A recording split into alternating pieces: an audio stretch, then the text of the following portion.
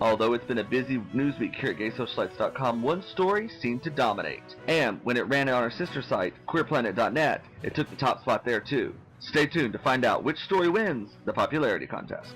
From the global resources of the Gay Socialites World headquarters in New York, you're watching the popularity contest. Here's your host, Charles Winters. This week's contest certainly didn't require a photo finish, as one story rose to the top, making it hard for even the stiffest competition to catch up. Thanks for joining us for the popularity contest. From the Upper East Side of Manhattan this week, I'm Charles Winters. We'll reveal that big winner in just a few minutes, but first let's take a look at the most popular in other categories, like entertainment, reality check, nightlife, and even sports. But let's kick things off with the most popular news story of the week. The adult film industry is mourning the loss of another young gay porn star. Adam Faust was found dead at his family home in New York last week.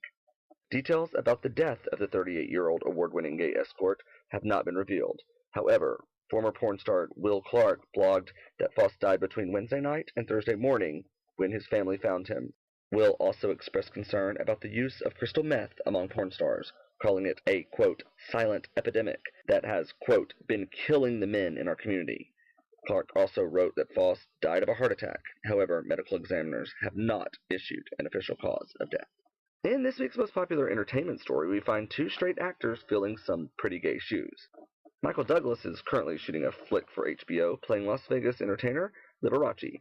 Matt Damon plays his much younger lover, Scott Thorson. The movie offers an inside look at the lives of Liberace and Thorson. It is based on Thorson's autobiography and directed by Steven Soderbergh. It also stars such names as Dan Aykroyd, Rob Lowe, Debbie Reynolds, and some scenes are even scheduled to be shot at Zsa Zsa Gabor's home, assuming it isn't foreclosed on first. Now here's Thomas with our leading story in the reality check category. Thanks, Charles.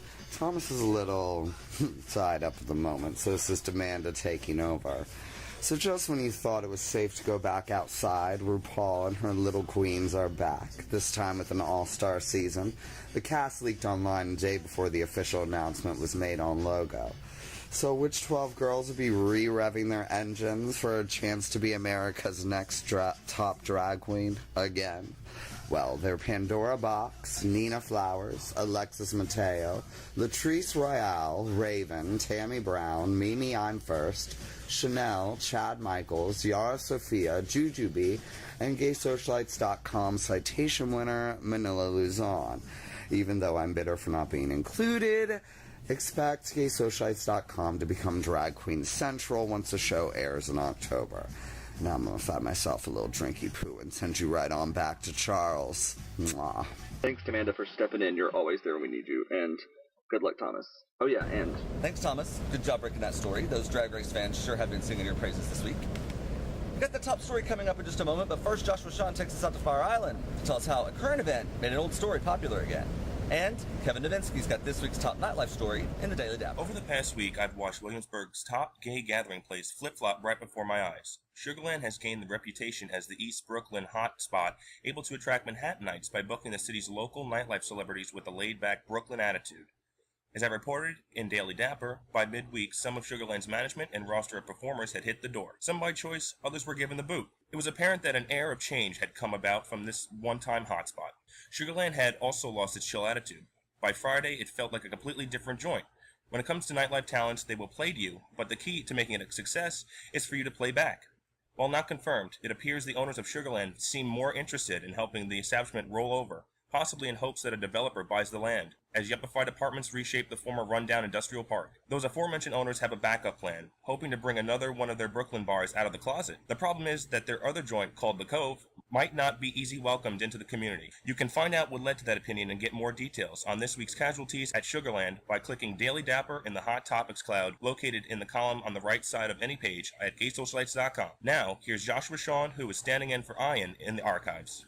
Thanks, Kevin. Although it's a few months old, this next nightlife story was not only one of last week's hottest stories, but it's in the running to be the most popular of 2012. That's because this archive covers two subjects that most gay men can't get enough of: Fire Island and Liza Minnelli.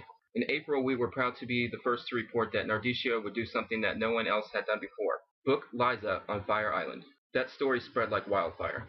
During the first weekend in August, Nardisio kept his word and threw the hottest party of the summer, featuring performances by the legendary Liza Minnelli, as well as esteemed gay actor Alan Cumming. Gay men from all over got their information here at gaysocialites.com and then made their way to the Grove with hopes of a Liza encounter. A lucky few actually made it inside the Ice Palace, where they witnessed firsthand an event that earned its spot in gay history. Click the Gay Socialites logo on the screen now and enter the archives. You might find your once-in-a-lifetime event there too.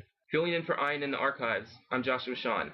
Now here's Charles, who has this week's winner of the popularity contest. Thanks, Sean. Our final story of this week's episode of the popularity contest went balls to the wall and beat out some pretty stiff competition. It didn't soften the blow either, as it stood up against some of the gayest news from around the world. The winner of this week's popularity contest is a piece we're calling A Boner for the Bronze. It's one aspect of the Olympics that we'll call a photo finish as we review the tape over and over and over. These photos went viral after their release from NBC. U.S. rowing team member Henrik Rummel appears to have a boner for his bronze, but he claims otherwise. And I quote, "I swear it's not erect. I don't know how it ended up in that position." Right. Hummel doesn't seem too upset by the fact that the whole world has analyzed his penis. But, according to our analyzation, we don't think he needs to be penalized. Well, it might not be as arousing as that final story. Amanda Darling and I are going to teach you how to have a little more fun with the popularity contest. We'll be back later this week to introduce you to the popularity contest drinking game. That does it for this week's episode of the Popularity Contest. From the Upper East Side of Manhattan, I'm Charles Winters. Thanks for joining us. We'll see you next week.